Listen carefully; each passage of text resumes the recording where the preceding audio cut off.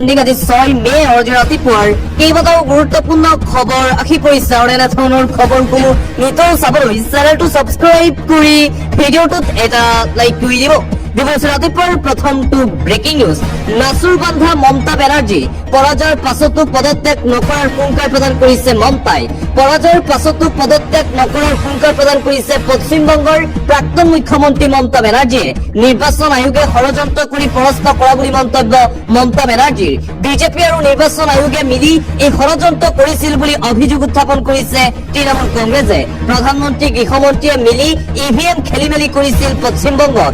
মোৰ জীৱনত মই এনেকুৱা লেতেৰা ৰাজনীতি কেতিয়াও দেখা নাই বুলি মন্তব্য মমতা বেনাৰ্জীৰ। পৰাজয়ৰ পাছতেই প্ৰথমবাৰলৈ সংবাদমেল পাতি যোৱাকালি এই বিস্ফোৰণ মমতা বেনাৰ্জীৰ। পৰাজয় বৰণ কৰিলে তৃণমূল কংগ্ৰেছ আৰু মমতা বেনাৰ্জীয়ে।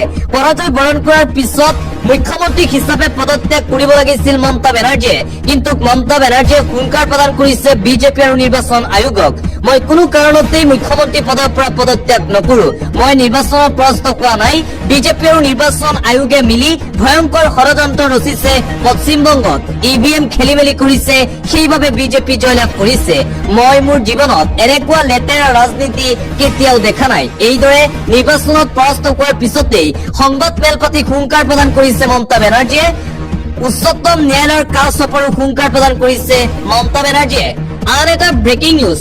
কংগ্ৰেছে অসমত বেয়া ফলাফল কৰাৰ পিছতেই প্ৰতিক্ৰিয়া প্ৰকাশ কৰিছে গৌৰৱ গগৈয়ে। ইভিএমৰ ওপৰত আমাৰ সন্দেহ আছে বুলি মন্তব্য গৌৰৱৰ। বিজেপিয়ে গণতন্ত্ৰৰ ওপৰত বিশ্বাস নকৰে।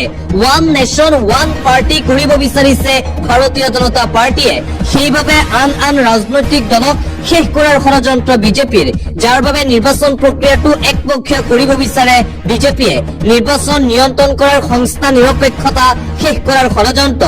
ভোটদানৰ পৰা ভোট গণনা কৰালৈকে সকলো কণ্ট্ৰল ৰাখিব বিচাৰে। ইভিএমৰ ভিতৰতো বিজেপিয়ে কণ্ট্ৰল কৰিব বিচাৰিছে। মই পৰাজয়ৰ দায়িত্ব স্বীকাৰ কৰিছো বুলি মন্তব্য গৌৰৱ গগৈৰ। নতুন নতুন কাৰ্যসূচী লৈ ৰাইজৰ মাজলৈ আগবাঢ়ি যাম। পৰাস্ত হল বুলি কংগ্ৰেছ দল বসি নাযায় বুলিও প্ৰতিক্ৰিয়া প্ৰকাশ কৰিছে কংগ্ৰেছ সভাপতিয়ে। নতুন উদ্যমেৰে অধিক সক্ৰিয়তাৰে আমি কাম কৰিম। পৰাজয়ৰ পাছতে প্ৰেছ কনফাৰেন্স যোগে এইদৰে প্ৰথমটো প্ৰতিক্ৰিয়া প্ৰকাশ কৰে গৌৰৱ গগৈয়ে। পৰাজয়ৰ পৰা শিক্ষা গ্ৰহণ কৰিছো। পৰৱৰ্তী সময়ত আৰু অধিক উৎসাহ উদ্দীপনাৰে ৰাইজৰ মাজলৈ আগবাঢ়ি গৈ কাম কৰিম। আৰু এইদৰে নিৰ্বাচনত পৰাস্ত হোৱাৰ পিছতেই ইভিএম নিৰ্বাচন আয়োগ বিজেপিৰ বিৰুদ্ধেও সন্দেহৰ আঙুলি তুলিছে প্ৰদেশ কংগ্ৰেছৰ সভাপতি গৌৰৱ গগৈয়ে। আকৌ এবাৰ বিৰোধী আসনত বহিব আৰু বিৰোধী হিচাপে কাম কৰি যাব বুলি মন্তব্য কৰিছে গৌৰৱ গগৈয়ে। আন এটা গুৰুত্বপূৰ্ণ খবৰ। উজনি অসমত বিৰোধীৰ নাক ৰক্ষা কৰি জয়ী হল ৰাইজৰ দলৰ সভাপতি অখিল গগৈ। নিৰ্বাচনৰ ফলাফলৰ পিছত প্ৰতিক্ৰিয়া ব্যক্ত কৰি বিজেপিৰ বৃহৎ জয় অবিশ্বাস্য আখ্যা দিলে অখিল গগৈয়ে। বিজেপিৰ জয়ৰ কাৰণ, বিৰোধীৰ পৰাজয়ৰ কাৰণো বিশ্লেষণ কৰিলে অখিল গগৈয়ে। ইফালে অখিল গগৈ শিৱসাগৰত জয়ী হোৱাৰ স্বাৰ্থতে শিৱসাগৰত নিৰ্বাচনী প্ৰচাৰ নচলোৱা বুলি দাবী কৰিলে মুখ্যমন্ত্ৰী ডক্টৰ হিমন্ত বিশ্ব শৰ্মাই। মুখ্যমন্ত্ৰী হিমন্ত বিশ্ব শৰ্মাই অখিল গগৈ সন্দৰ্ভত মন্তব্য কৰি কৈছিল, অখিল গগৈয়ে বিধানসভাত কি কব সেয়া মন্ত্ৰী পীযুষ হাজৰিকাৰ লগত ফোনত কথা পাতি পিছতহে নিৰ্ধাৰণ হয় বিধানসভাত অখিল গগৈয়ে কি বক্তব্য আগবঢ়াব। আৰু অখিল গগৈ জয়ী হোৱাটো আমি বিচাৰিছিলো, কাৰণ অখিল গগৈ পৰাস্ত হলে বাহিৰত এনেই আন্দোলন কৰি থাকিব। সেইবাবে বিধানসভাত অখিল গগৈক বিচাৰো আমি। এইদৰে অখিল গগৈ শিৱসাগৰ সমষ্টিৰ পৰা জয়লাভ কৰাৰ পিছতে প্ৰতিক্ৰিয়া প্ৰকাশ কৰিছিল মুখ্যমন্ত্ৰী হিমন্ত বিশ্ব শৰ্মাই। আৰু মুখ্যমন্ত্ৰী হিমন্ত বিশ্ব শৰ্মাৰ এই প্ৰতিক্ৰিয়া কৰাৰ পিছতেই মুখ্যমন্ত্ৰী হিমন্ত বিশ্ব শৰ্মাৰ বিৰুদ্ধে কেইবাটাও বিস্ফোৰক ফেচবুক পোষ্ট বিধায়ক অখিল গগৈৰ। অখিল গগৈয়ে ফেচবুক পোষ্টত মুখ্যমন্ত্ৰী হিমন্ত বিশ্ব শৰ্মাক উদ্দেশ্যি এইদৰে লিখে, হিমন্ত বিশ্ব শৰ্মা ডাঙৰীয়া, মই পীযুষ হাজৰিকাৰ নিৰ্দেশ মানিয়েই বিধানসভাত আপোনাক কৈছিলো আপুনি মানৱেন্দ্ৰ শৰ্মাৰ হত্যাকাৰী। হিমন্ত বিশ্ব শৰ্মা ডাঙৰীয়া, হয় মই পীযুষৰ পৰামৰ্শ মতে আপোনাক কৈছিলো এক্সটৰেশ্যন কেছত চানমাৰী থানাত কাপোৰ খুলি পুলিচে আপোনাক মাৰধৰ কৰিছিল। মুখ্যমন্ত্ৰী বোলে কৈছে মই পীযুষৰ পৰামৰ্শ মতে বিধানসভাত কথা কওঁ হয় পীযুষৰ কথা মতে মই কৈছিলো আপুনি অসমৰ আটাইতকৈ 2 নম্বৰী মুখ্যমন্ত্ৰী এইদৰে মুখ্যমন্ত্ৰী হিমন্ত বিশ্ব শৰ্মাৰ বিৰুদ্ধে বিস্ফোৰক ফেচবুক পোষ্ট শিৱসাগৰ সমষ্টিৰ বিধায়ক তথা ৰাইজৰ দলৰ সভাপতি অখিল গগৈৰ আন এটা গুৰুত্বপূৰ্ণ খবৰ নিৰ্বাচনত কংগ্ৰেছ দল বেয়াকৈ পৰাস্ত হোৱাৰ পিছতে কংগ্ৰেছ দলক উদ্দেশ্যি পুনৰবাৰ মন্তব্য কৰিছে মুখ্যমন্ত্ৰী হিমন্ত বিশ্ব শৰ্মাই জুবিন গাৰ্গৰ সমাধিৰ লগতে ভূপেন হাজৰিকাৰ সমাধি আৰু শ্বহীদ বাকৰিতো যাব লাগিছিল প্ৰিয়ংকা গান্ধী কিন্তু এইবোৰ পৰামৰ্শ দিবলৈ কংগ্ৰেছত নেতা নাই এইদৰে প্ৰিয়ংকা গান্ধী জুবিন ক্ষেত্ৰত ভ্ৰমণ কৰাৰ সন্দৰ্ভত ৰাজ্যৰ মুখ্যমন্ত্ৰী ডক্টৰ হিমন্ত বিশ্ব শৰ্মাই কংগ্ৰেছ নেত্ৰী প্ৰিয়ংকা গান্ধীক উদ্দেশ্যি মন্তব্য কৰে সংবাদমেলত আন এটা ব্ৰেকিং নিউজে মুহূৰ্তত আহি পৰিছে এজনো মুছলমানে মোক ভোট দিয়া নাই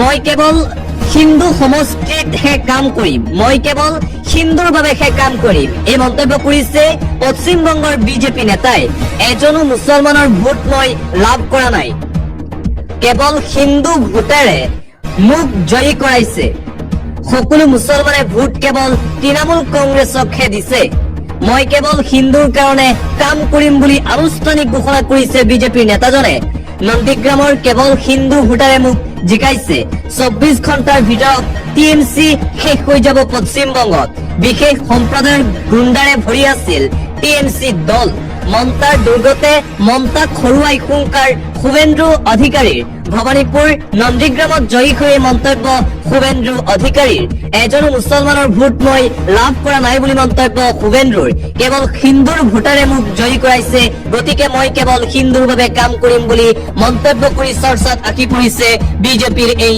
নেতাজন আন এটা বিগ ব্ৰেকিং নিউজ সম্পূৰ্ণৰূপে সাজু হিমন্ত বিশ্ব শৰ্মাৰ বিজেপি চৰকাৰ নিৰ্বাচনৰ পাছতেই সাজু কৰা হৈছে শ শ বলডজাৰ ৰেলেৰে বলডজাৰ লৈ যোৱাৰ দৃশ্য এইদৰে ৰেলেৰে অসমলৈ আনি আছে শ শ বলডজাৰ অতি শীঘ্ৰেই অবৈধ মিয়া লোকৰ ঘৰত চলিব উচ্ছেদ অভিযান SBH 2.0 আৰম্ভ হিমন্ত বিশ্ব শৰ্মাৰ এই একচন উচ্ছেদকৈ মুখ খুলিলে হিমন্ত বিশ্ব শৰ্মাই নিৰ্বাচনৰ পাছতেই নতুনকৈ হ'বলগীয়া উচ্ছেদকৈ মন্তব্য মুখ্যমন্ত্ৰীৰ চৰকাৰ গঠন কৰাৰ পিছদিনৰ পৰাই ৰাজ্যত চলিব উচ্ছেদ অভিযান যদি 8 তাৰিখে চৰকাৰ হয় 9-10 তাৰিখৰ পৰা হ'ব সাজু এটাকৈ বাংলাদেশী মিয়াক খেদাৰ হুংকাৰ মুখ্যমন্ত্ৰীৰ অসমত বিজেপিৰ জয় জয়কাৰৰ পিছতেই বাংলাদেশীক এই ধমক পূৰ্বে 1.5 লাখ বিঘাত হৈছিল উচ্ছেদ এবাৰ 3 পৰা 4 লাখ বিঘাত হ'ব হিমন্ত বিশ্ব শৰ্মাই পুনৰ পোনপটীয়া ধমক দিলে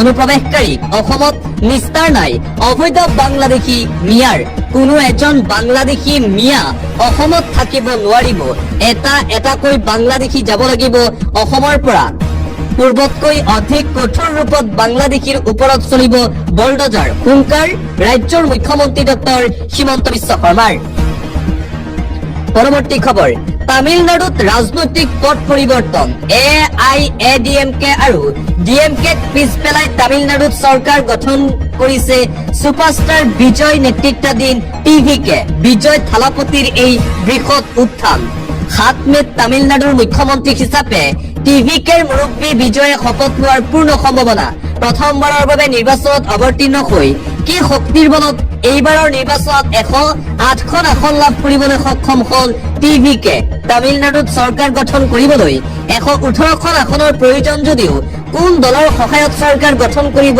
TVK ইয়াক লৈ এতিয়া আৰম্ভ হৈছে ভাৰতৰ ৰাজনীতিত ব্যাপক চৰ্চা তামিলনাডুত নতুনকৈ দল গঠন কৰিয়ে তামিলনাডুত এইবাৰ চৰকাৰ গঠন কৰিলে সাউথ ইণ্ডিয়াৰ সুপাৰষ্টাৰ বিজয় থালাপতিৰ TVK দলে অন্য এটা খবৰ পশ্চিমবংগত বিধানসভা নিৰ্বাচনত এইবাৰ এগৰাকী কোনো ধৰণৰ ৰাজনৈতিক পৃষ্ঠভূমি নথকা ব্যতিক্ৰমী প্ৰাৰ্থিত্ব দিছিল ভাৰতীয় জনতা পাৰ্টীয়ে গেৰুৱা দলটোৱে দিয়া সেই প্ৰাৰ্থিত্ব অথলে যাবলৈ নিদিলে প্ৰাৰ্থীগৰাকীয়ে নিকটতম তৃণমূল কংগ্ৰেছৰ প্ৰাৰ্থীজনক প্ৰায় 30,000 ভোটৰ ব্যৱধানত পৰাজিত কৰি বিধানসভালৈ নিৰ্বাচিত হ'ল প্ৰাৰ্থীগৰাকী এখন ন্যায় যুদ্ধত যুঁজি থকা প্ৰাৰ্থীগৰাকীয়ে ইতিমধ্যে সকলোৰে দৃষ্টি আকৰ্ষণ কৰিছে কলকাতাৰ আৰজি কৰ হাস্পতালৰ সেই ভয়ংকৰ ঘটনাৰ যিগৰাকী ছোৱালী আছিল সেই ছোৱালীগৰাকীৰ মাতৃ এইবাৰ বিজেপি দলৰ পৰা নিৰ্বাচন খেলি নিৰ্বাচনত জয়ী হৈছে।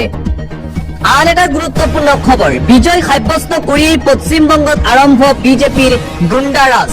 পশ্চিমবংগত ইতিমধ্যে আৰম্ভ হৈছে হিংসাত্মক ঘটনা।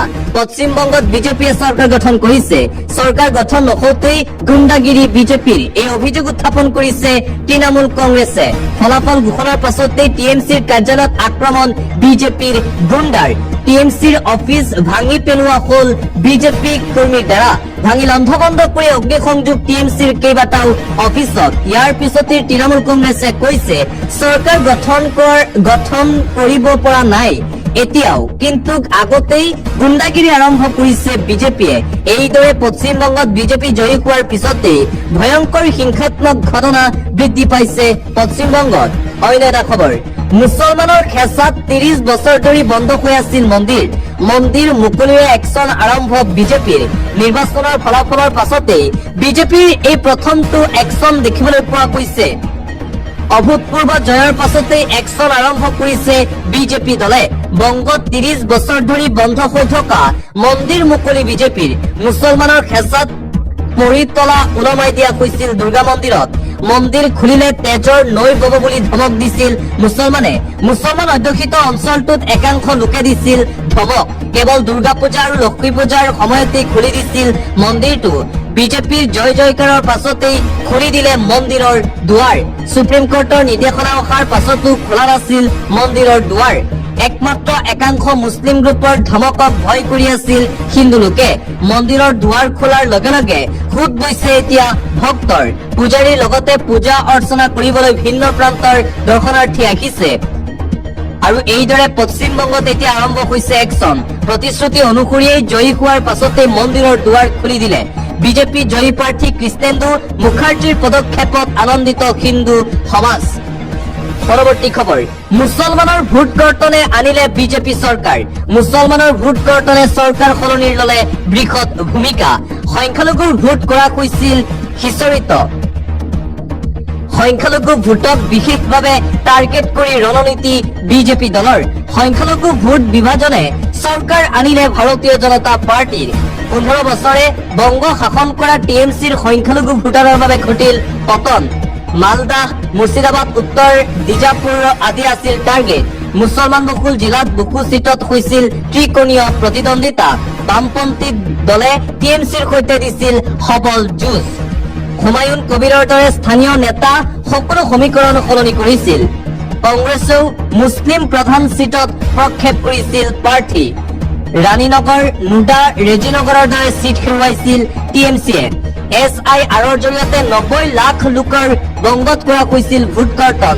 20খনকৈ আসনত মুছলমান ভোটাৰ শোষণীয়া হেৰাই পেলাইছিল। আছাদুদ্দিন ওৱেইছিৰ দল AIMIও শক্তি প্ৰদৰ্শন কৰিছিল বংগত। টিএমচিয়ে নিৰ্বাচনৰ সময়ত ওৱেইছিক বিজেপিৰ বি টিম আখ্যা দিছিল। এইদৰে মুছলমান ভোটাৰৰ নাম কৰ্তন কৰাৰ বাবেই পশ্চিমবংগত বিজেপি চৰকাৰ আহিল বুলি এতিয়া